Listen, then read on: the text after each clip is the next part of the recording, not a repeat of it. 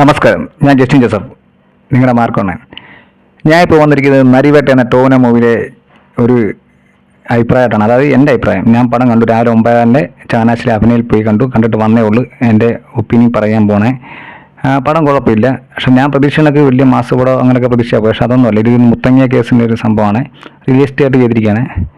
ഇതിൻ്റെ director Anuraj Manohar, editor Shameer Muhammad, cinematography Vijay, music ചെയ്തിരിക്കുന്നത് ജെയ്ക്സ് വിജയ് വരുന്നുണ്ടോ? ദുൽഖർ ആം ഗെയിം, അതിൽ കത്തിക്കെന്ന് പറഞ്ഞ തകർക്കെന്ന് പറഞ്ഞ ജെയ്ക്സ് വിജയ്.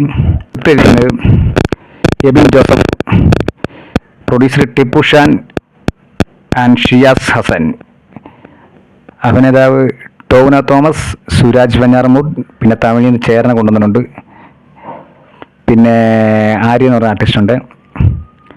പിന്നെ നമുക്കറിയാത്ത കുറേ ആർട്ടിസ്റ്റൊക്കെയാണ്. നായികയുടെ പേര് എനിക്കറിയത്തില്ല. അപ്പോൾ ഇതൊക്കെയാണ് നമ്മളിതിനകത്തെ മെയിൻ ആൾക്കാർ, പിന്നിലും മുന്നിലൊക്കെ പ്രവർത്തിക്കുന്നത്. അപ്പോൾ ഇനി പടത്തിലേക്ക് വരുവാണെങ്കിൽ പടം റിയലിസ്റ്റിക് പടമാണ്. അങ്ങനെ നിങ്ങൾ വിചാരിക്കുന്ന ടോവിനോയുടെ മാസ് പരീക്ഷയോ വലിയ ബ്രഹ്മാണ്ഡ പരിപാടിയോ ഒന്നുമല്ല. ഭയങ്കര അവിടെ പോയി പോലീസ് വേഷം കെട്ടിയതിന് ശേഷം അടിച്ചമർത്തുന്ന അങ്ങനെയുള്ള പടങ്ങളൊന്നുമല്ല. ഇത് 2003 മുത്തങ്ങ കേസ് കാണുന്ന ഒരു സംഭവമാണ്. സ്വന്തമായിട്ട് ഭൂമി കിട്ടാൻ വേണ്ടി സർക്കാരിനെ പോരാടുന്നൊരു സമരം അവർ നടത്തുന്നുണ്ട്.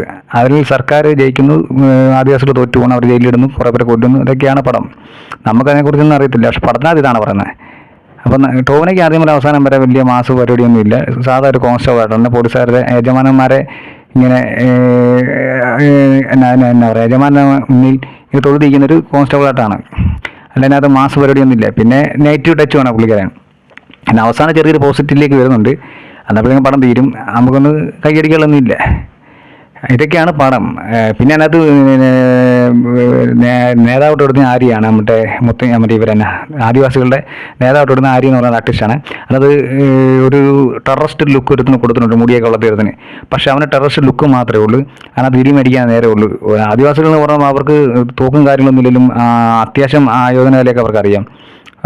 ഒരാളെ നേരിടാനുള്ള ചങ്കറപ്പൊക്കെ ഉള്ളവരാണ്. പക്ഷേ ഇതിനകത്ത് കാണിച്ചിട്ട് ഒന്നും അറിയാത്തവരെ പോലുള്ള ഒരു ആദിവാസികളായിട്ട് എനിക്ക് തോന്നിയത്.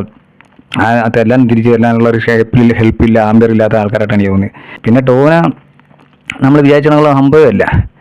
പിന്നെ ഞാൻ കുട്ടനാട്ടുകാരനാണ് കേട്ടോ. കുട്ടനാട്ട് ഞങ്ങളുടെ തൊട്ടടുത്ത് ഷൂട്ട് ചെയ്ത സീനൊക്കെ, പാട്ട് സീനൊക്കെ പൊളുങ്ങുന്നത്. അപ്പം പടം ഇതാണ്, കുഴപ്പമില്ല, അത്രയേ ഉള്ളൂ. നിങ്ങൾ മാസ് പടമായിട്ടൊന്നും പ്രതീക്ഷിക്കേണ്ട, റിയലിസ്റ്റിക് പടം. ടോവിനോയുടെ ഒരു മാസം നിങ്ങൾ പ്രതീക്ഷിക്കേണ്ട, വലിയ ബീജമൊന്നും പ്രതീക്ഷിക്കേണ്ട. പിന്നെ നമ്മുടെ വേടൻ്റെ പാട്ടൊക്കെ അതിനകത്ത് ക്ലൈമാക്സിലെങ്കിലും പ്രതീക്ഷിക്കുക, അല്ലെങ്കിൽ പോട്ടെ. പിന്നെ പടം തീരുമ്പോഴേക്കില്ല പാട്ടിടുന്നു ചോദിച്ചു, പക്ഷെ അവരിട്ടില്ല.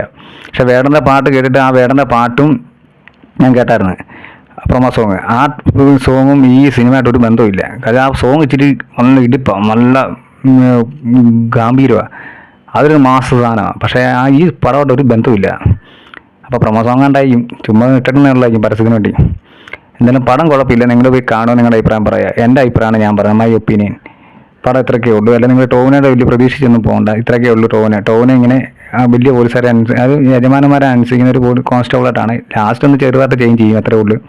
വലിയ സംഭവമായിട്ടൊന്നും എനിക്ക് തോന്നുന്നില്ല. നടന്ന സംഭവമല്ലേ. പിന്നെ അത് ഇച്ചിരി ബൂസ്റ്റ് ചെയ്യായിരുന്നു, ഇച്ചിരി കളർഫുൾ ആക്കാറുണ്ട്. പക്ഷെ പോട്ടെ.